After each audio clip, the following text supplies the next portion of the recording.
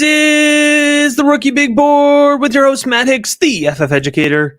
I am here with a 2023 NFL mock draft. The way this is going to work is I have identified a draft expert, Shane Hallam, who has dropped a 3-round NFL mock draft over on Draft Countdown.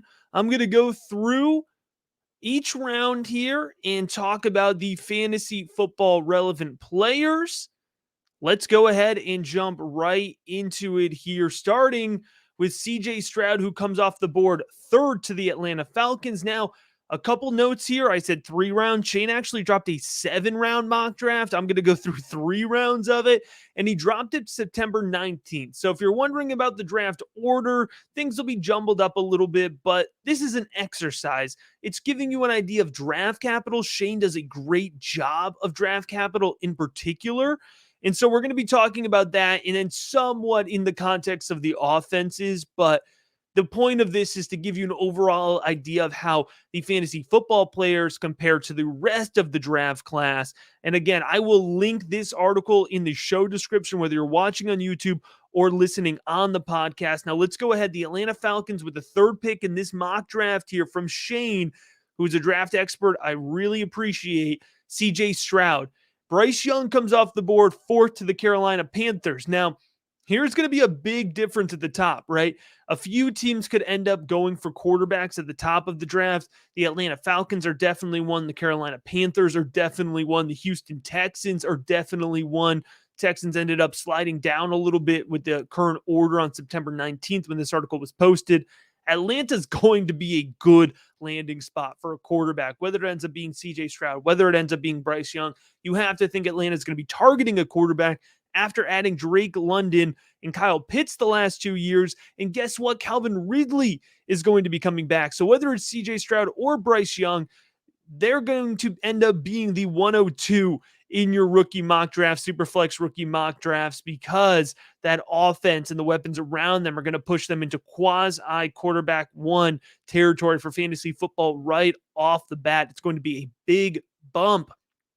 Now, let's work further down the board and find out where that 101 that I'm projecting is going to be. This isn't him, but he very well is going to be locked into a top 5 pick, especially if he comes off the board 8th to the Houston Texans, and that's Jackson Smith-Njigba, wide receiver out of Ohio State. First wide receiver off the board, top 10 draft capital. If he locks that in, then we are good to go with JSN at the 104 spot. You even could be tempted to take him as high as 103. Don't get scared by bad offenses, right? For fantasy football purposes, we go for target share, and JSN would be pushing probably somewhere between 25 and 30% target share as a rookie in the Houston offense. He's athletic. He's a great pass catcher. He can stretch downfield. Houston will have to address the quarterback position. I don't think they're going to go into next year with Davis Mills. If they're not able to get a quarterback at the top of the draft, you have to think that they would pair JSN with a veteran quarterback in this situation here. Working down the board, 11 to the Dallas Cowboys is Jordan Addison. Now, Jordan Addison is somebody who preseason I had closer to the back end of the first round, 20s to 30s, but the production that he's shown off the bat at USC this year, he's answered some questions I've had in terms of his ability to separate downfield, get off of press coverage. That's going to bump up Jordan Addison. So 11 still feels a little bullish to me, but it's not unrealistic. Dallas would be an interesting landing spot because it's kind of crowded there. Jordan Addison plays out of the slot a good amount. They've moved CeeDee Lamb in and out of the slot, so maybe we can get some more consistency, move Lamb to the outside, let Addison play the slot, Gallup on the other side. It's certainly an offense that passes a lot. Could they support 3 major wide receivers? I think we'd get into a little bit of a conflict territory there and a pretty decent debate of volume versus talent versus opportunity. Let's keep going here. Seattle Seahawks, it's pick 16 in this situation here, took Will Levis, let me try that one again, quarterback out of Kentucky. Listen, I don't think Will Levis right now is somebody who we should be valuing as a first-round fantasy football asset, but the NFL does seem intent on Will Levis going off the board in the first round, and that's why Shane put him. Familiar with the way that Shane approaches things. Again, a lot of respect for him. I'm pretty sure he put him in here because this is where the NFL is viewing him as a mid-first round selection. If he's at the helm of the Seattle offense, well, he's got some good weapons to throw to. He's got some rushing upside, but still somebody that I'm proceeding with a little bit of caution. Nonetheless, if he gets first-round draft capital, he will end up being, at the worst, a back-end first-round fantasy football pick. Michael Mayer, tight end, goes to Washington here. I really like this pick. Washington is building up a good passing attack behind a solid offensive line. Carson Wentz isn't the most inspiring player, but Michael Mayer is a magnet for the football. He's going to get targets wherever he goes. And if he gets first round draft capital, he's going to be locked into that 108-ish territory, which is where he currently ranks on the rookie big board. He's the 8th overall player. He's the one tight end in this class that we're seriously interested in for fantasy football purposes. We're moving quickly here, folks, but that's because I want to get through 3 rounds in a relatively decent amount of time here. Kayshon Boutte, 19 to the Chicago Bears. I do like this fit. I think it makes a lot of sense. I think it would bump back up Kayshon Boutte's fantasy football value, but the further and further we go into the season, I think the further and further Kayshon Boutte is dropping down NFL draft boards. So I'd be willing to guess if Shane did this exercise again next week, Kayshon Boutte might be closer to the top of the second round than the back end of the first round. Another player here who's falling is Quentin Johnston, wide receiver to TCU. He's going to go to Indy. He's going to test very well athletically, but Quentin Johnston has just absolutely struggled to produce at all in a TCU offense that's producing very well overall. So Quentin Johnston, I don't think is going to be a first-round NFL draft pick. Right now, if I was to place him, it'd probably be outside of the top 50, but that's probably bullish. Now, this one's interesting. My New York Giants taking my current quarterback at the University of Tennessee, Hendon Hooker. I actually love this selection, Shane, and it has nothing to do with my NFL Giant fandom. It has nothing to do with my Tennessee Vol fandom. It's because it's a really, really good fit. You put Hendon Hooker into a Brian Daboll offense. He has the mental capacity to execute on that offense, to get those different pieces involved. He has the ability to distribute, and with Saquon Barkley probably not coming back here, they're going to need a quarterback that can also rush the ball. Hendon Hooker definitely has that versatility.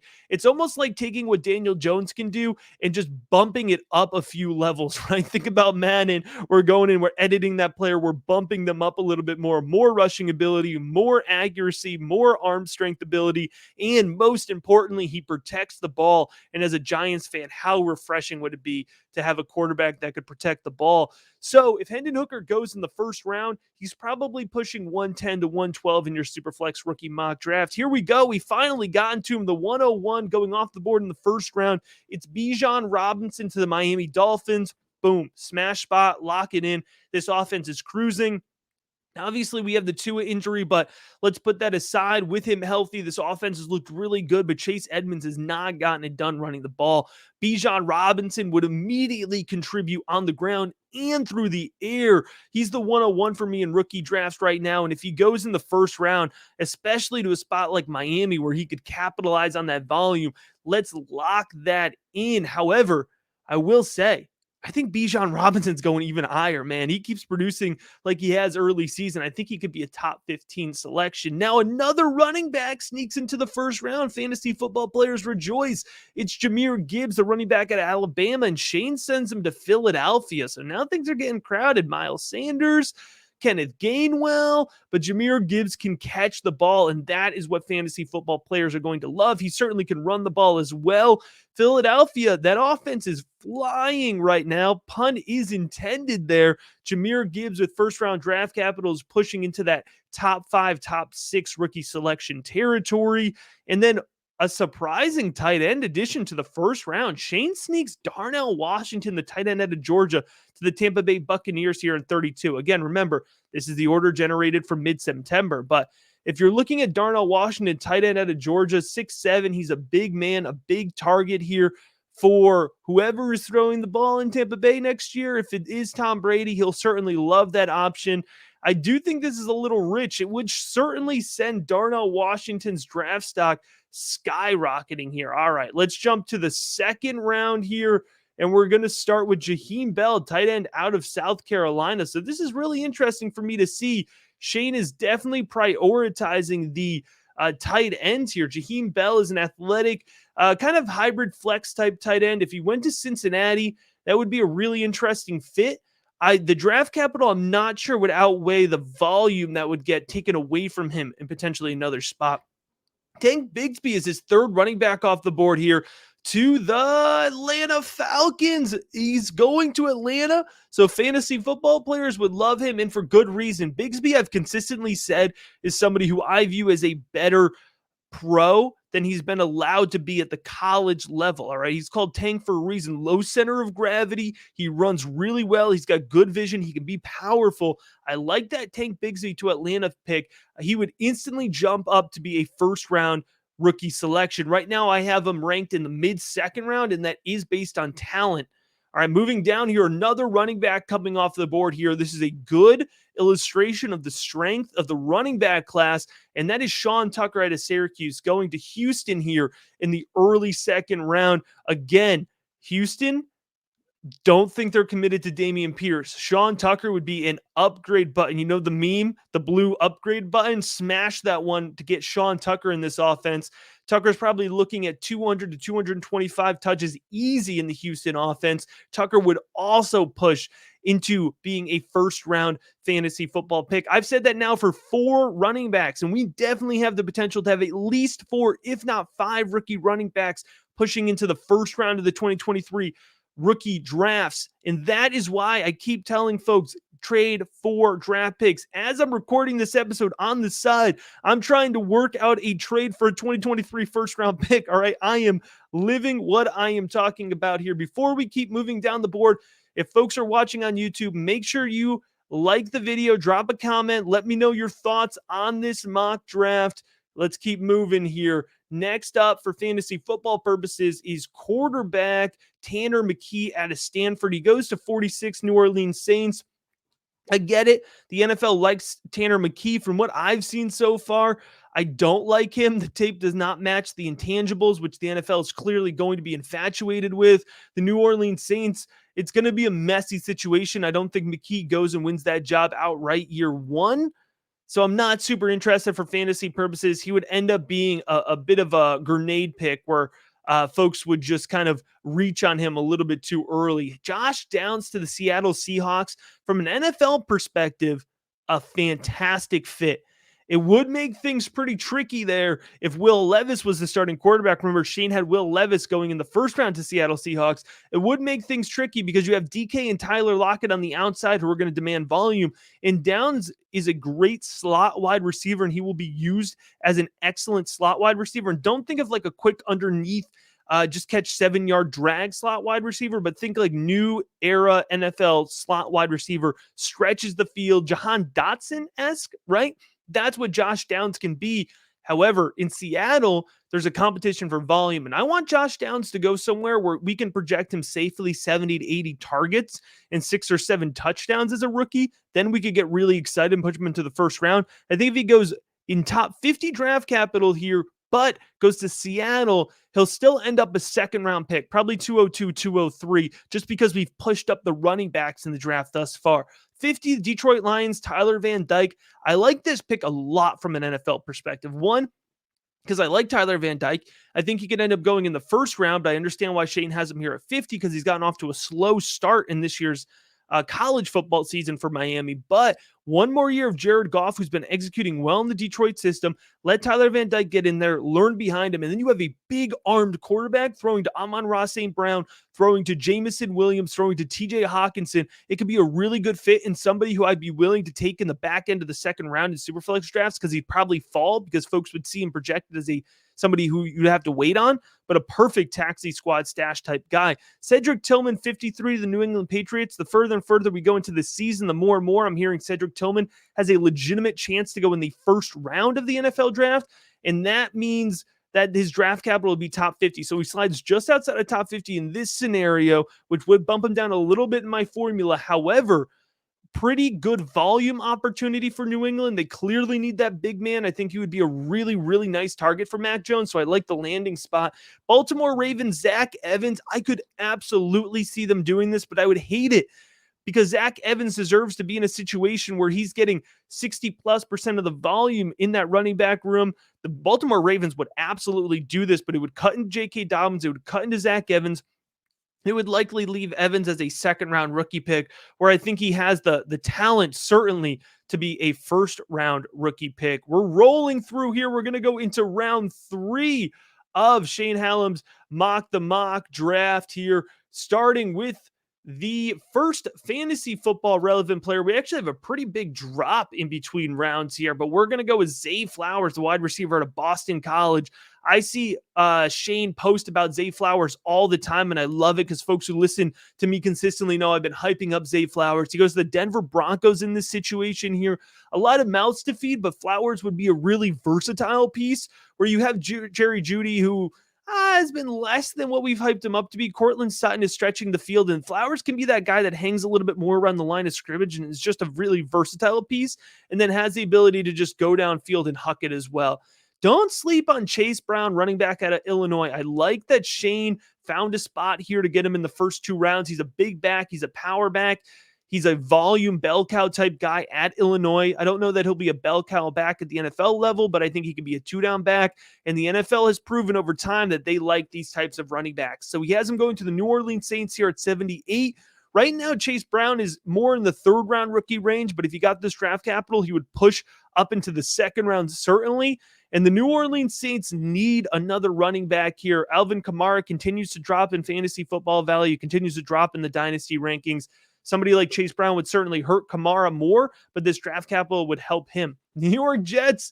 Oh my gosh, Shane, I love it. He's getting spicy. He has the Jets taking Anthony Richardson, quarterback out of Florida. Now, I think this is appropriate. If Anthony Richardson went in the 2023 NFL draft, he would probably go in this general range, which is why I think Richardson will reclassify. He'll go in the 2024 NFL draft and get taken much higher. He has the Colts at 81, taking Spencer Sanders, the quarterback out of Oklahoma State. I feel like we've waited a while to get Spencer Sanders to the next level. It has become more and more apparent that the Colts are going to need to invest a high draft capital pick or some serious free agency money in a quarterback. Spencer Sanders is a dual threat-esque type guy. I would certainly push up his draft stock from where I have him projected right now. Sam Laporta, tight end out of Iowa at 82, the Detroit Lions. I do think Sam Laporta is a tight end that we need to pay close attention to. He will be a 2-way tight end, which means he'll be blocking plenty in the NFL, but I do think that he will be a popular pass target as well for an NFL offense. I like Sam Laporta at 82. I obviously don't love him in that Detroit offense because he's going to have to split with TJ Hawkinson. And we just talked about earlier them adding another weapon. That was Tyler Van Dyke. So that actually would help Sam Laporta. But nonetheless, splitting with all the other weapons in that offense. Cameron Latu, the tight end of Alabama, is the next fantasy relevant player to go to Green Bay at 84. You think you're going to catch me here getting excited about anything in the Green Bay offense? I'm sorry, I won't do it because I have no idea what Matt LaFleur or Aaron Rodgers are going to do week in and week out. I like this pick. Kenny McIntosh, the running back out of Georgia.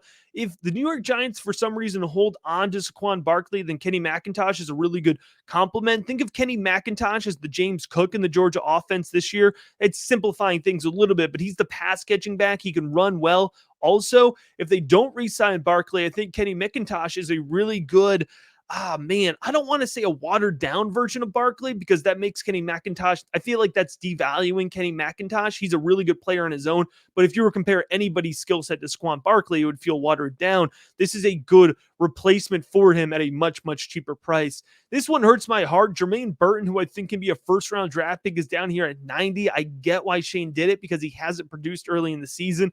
But if he goes to the Jacksonville Jaguars, they're certainly going to have opportunity at the wide receiver position. I think Burton may still, in this spot, slide into the back end of the 2nd round, and he's somebody who I would be scooping up absolutely everywhere if I could get him going off the board at 90. I think there is very little chance that Jermaine Burton slides out of the first 2 days injury, bearing any injuries. Jacob Cowing, the wide receiver at Arizona, flying under the radar, but landing here in this mock draft to the Minnesota Vikings at 92. I think Cowing would be, maybe in that Danny Gray range where, folks wouldn't quite buy into the draft capital as much as they maybe should. So he'd probably teeter between a late 2nd, early 3rd round rookie pick. Somebody I'd definitely be looking to target in the Minnesota offense that certainly has targets available to it here.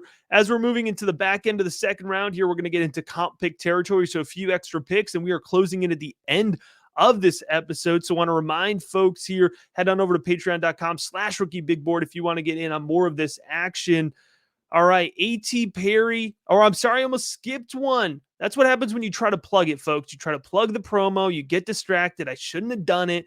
All right, tried to sneak an extra one in there. All right, Grayson McCall is the next rookie off the board. Quarterback out of Coastal Carolina, goes to the Tampa Bay Buccaneers here at 96. Grayson McCall, a little bit of a dual threat guy, big arm, runs the ball as well. This would be an instant bump to Grayson McCall, first and foremost, because we bumped up Kyle Trask a couple years back, who was absolutely not it. We made him a back-end second rookie pick because he was a quarterback landing with Tampa Bay. Well, let's go ahead and hit that upgrade button here. McCall has more versatility to his game.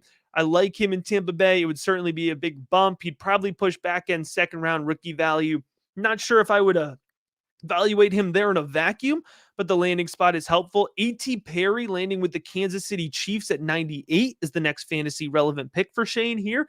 This was an interesting one. A.T. Perry can stretch the field, big body. I think that would pair very nicely with Pat Mahomes. I think he would jump up to a mid-second round rookie pick if he got that day 2 draft capital, just sneaks in there, but it all counts the same, and then gets paired up with Patrick Mahomes here. We're moving down the board. 2 fantasy relevant guys left, both quarterbacks. Jaren Hall, quarterback at a BYU, sneaks in here to the San Francisco 49ers.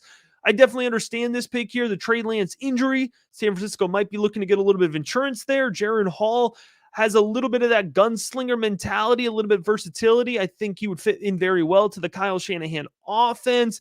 And then Devin Leary, quarterback out of NC State, here goes to the Washington Commanders. Another good stylistic fit. I think Ron Rivera would really like Devin Leary. Devin Leary is a pocket passer, somebody who doesn't have the biggest arm in the world, but has the ability to control the game, has the ability to distribute well. And as Washington is adding more and more weapons, including in this mock draft, Devin Leary could do well in the second round. So if you're looking at these quarterbacks here that went towards the end of the second round, Grayson McCall to Tampa Bay, Jaren Hall to San Francisco. I actually think Devin Leary to the Washington Commanders would be the most interesting one with me. It would make for a really good camp battle with Sam Howell if they moved on from Carson Wentz either next year or the year following. So there you have it. Again, this is on Draft Countdown. This is from Shane Hallam. This is the mock draft. I appreciate you checking out this episode of the Rookie Big Board. We're going to keep doing these all the way through the NFL draft season. As always, thanks for checking out this episode of the Rookie Big Board.